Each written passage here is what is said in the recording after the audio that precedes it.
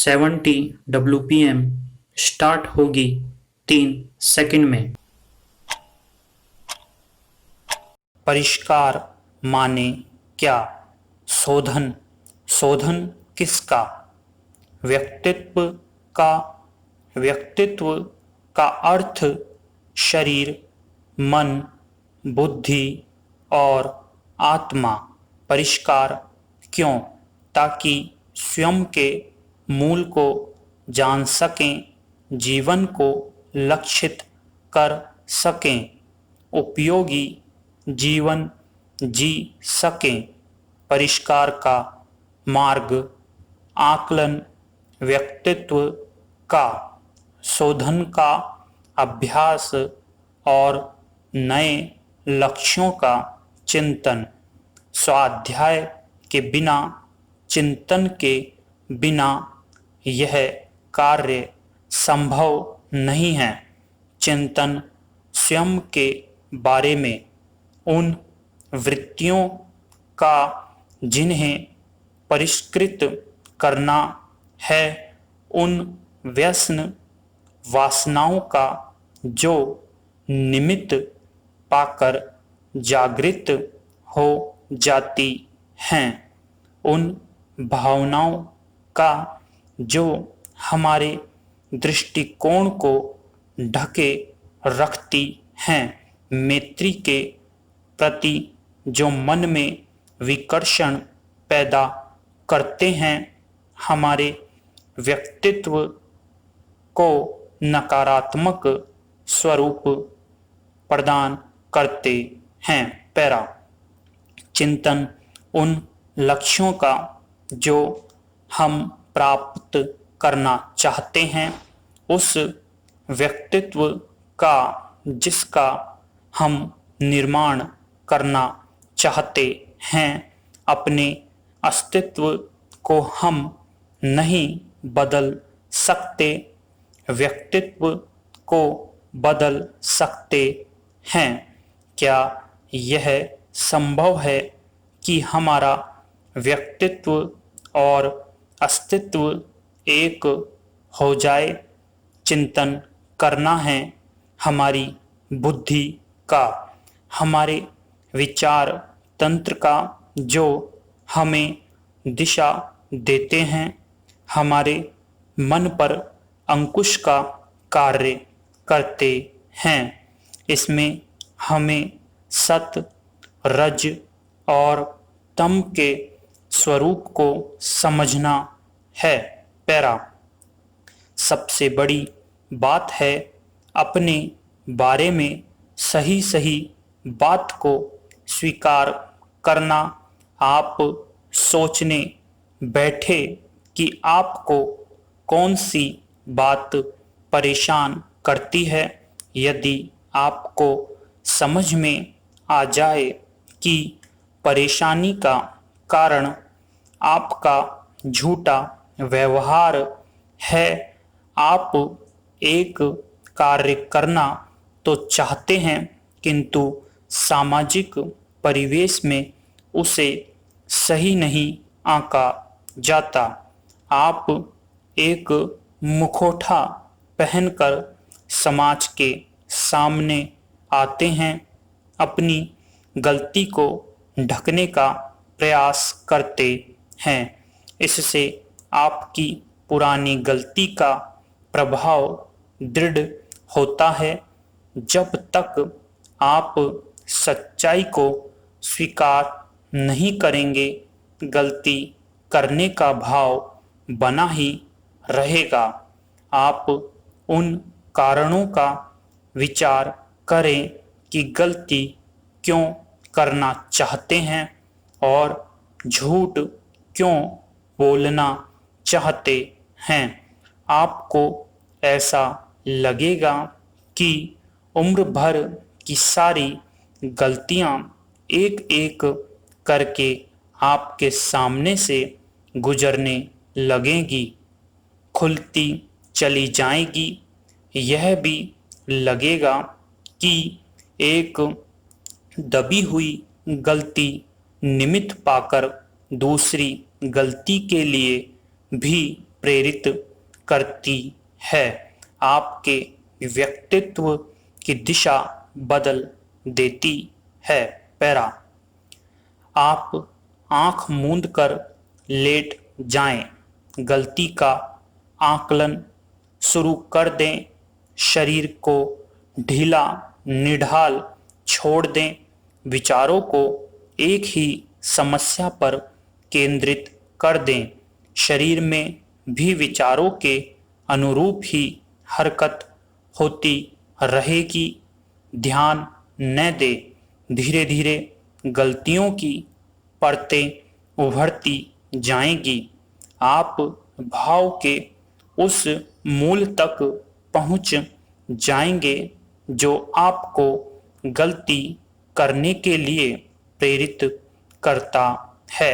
आपको अचानक एक हल्कापन लगेगा, बहुत सारा बोझ उतर जाएगा आपके मन से। गलतियों का यह चित्रण और इनकी स्वीकारोक्ति आपकी जीवनधारा बदल देगी। आपको लगेगा कि आपकी गलतियों के मूल में क्या था, इतना समझ में आते ही आपका भावी गलतियों का सिलसिला रुक जाएगा। पैरा, स्वीकारोक्ति और संकल्प ही तो प्रायश्चित है, इसके साथ मन के भावों में परिवर्तन आ जाता है, घटना विशेष का महत्व ही पूर्ण रूप से समाप्त हो जाता है, निमित्त कारणों का रूप समझ में आता है कि व्यक्ति किस प्रकार भुलावे का जीवन जीते हुए दुखी रहता है, मूल दर्द कहीं और ही दबा रहता है। 80 WPM स्टार्ट होगी 3 सेकंड में। परिष्कार माने क्या? शोधन, शोधन किसका? व्यक्तित्व का। व्यक्तित्व का अर्थ शरीर, मन, बुद्धि और आत्मा। परिष्कार क्यों? ताकि स्वयं के मूल को जान सकें, जीवन को लक्षित कर सकें, उपयोगी जीवन जी सकें। परिष्कार का मार्ग, आकलन, व्यक्तित्व का शोधन का अभ्यास और नए लक्ष्यों का चिंतन। स्वाध्याय के बिना, चिंतन के बिना यह कार्य संभव नहीं है। चिंतन स्वयं के बारे में उन वृत्तियों का जिन्हें परिष्कृत करना है, उन व्यसन वासनाओं का जो निमित्त पाकर जागृत हो जाती है, उन भावनाओं का जो हमारे दृष्टिकोण को ढके रखती है, मैत्री के प्रति जो मन में विकर्षण पैदा करते हैं, हमारे व्यक्तित्व को नकारात्मक स्वरूप प्रदान करते हैं। पैरा, चिंतन उन लक्ष्यों का जो हम प्राप्त करना चाहते हैं, उस व्यक्तित्व का जिसका हम निर्माण करना चाहते हैं। अपने अस्तित्व को हम नहीं बदल सकते, व्यक्तित्व को बदल सकते हैं। क्या यह संभव है कि हमारा व्यक्तित्व और अस्तित्व एक हो जाए? चिंतन करना है हमारी बुद्धि का, हमारे विचार तंत्र का, जो हमें दिशा देते हैं, हमारे मन पर अंकुश का कार्य करते हैं। इसमें हमें सत, रज और तम के स्वरूप को समझना है। पैरा, सबसे बड़ी बात है अपने बारे में सही सही बात को स्वीकार करना। आप सोचने बैठे कि आपको कौन सी बात परेशान करती है। यदि आपको समझ में आ जाए कि परेशानी का कारण आपका झूठा व्यवहार है, आप एक कार्य करना तो चाहते हैं किंतु सामाजिक परिवेश में उसे सही नहीं आंका जाता। आप एक मुखौटा पहनकर समाज के सामने आते हैं, अपनी गलती को ढकने का प्रयास करते हैं। इससे आपकी पुरानी गलती का प्रभाव दृढ़ होता है। जब तक आप सच्चाई को स्वीकार नहीं करेंगे, गलती करने का भाव बना ही रहेगा। आप उन कारणों का विचार करें कि गलती क्यों करना चाहते हैं और झूठ क्यों बोलना चाहते हैं। आपको ऐसा लगेगा कि उम्र भर की सारी गलतियां एक एक करके आपके सामने से गुजरने लगेगी, खुलती चली जाएंगी। यह भी लगेगा कि एक दबी हुई गलती निमित्त पाकर दूसरी गलती के लिए भी प्रेरित करती है, आपके व्यक्तित्व की दिशा बदल देती है।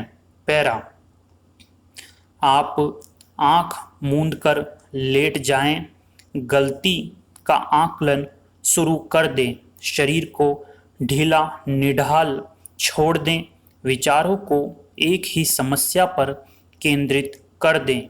शरीर में भी विचारों के अनुरूप ही हरकत होती रहेगी, ध्यान न दें।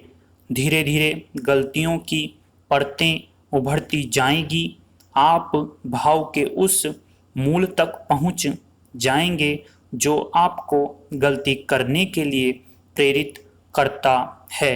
आपको अचानक एक हल्कापन लगेगा, बहुत सारा बोझ उतर जाएगा आपके मन से। गलतियों का यह चित्रण और इनकी स्वीकारोक्ति आपकी जीवनधारा बदल देगी। आपको लगेगा कि आपकी गलतियों के मूल में क्या था। इतना समझ में आते ही आपका भावी गलतियों का सिलसिला रुक जाएगा। पैरा, स्वीकारोक्ति और संकल्प ही तो प्रायश्चित है। इसके साथ मन के भावों में परिवर्तन आ जाता है। घटना विशेष का महत्व ही पूर्ण रूप से समाप्त हो जाता है।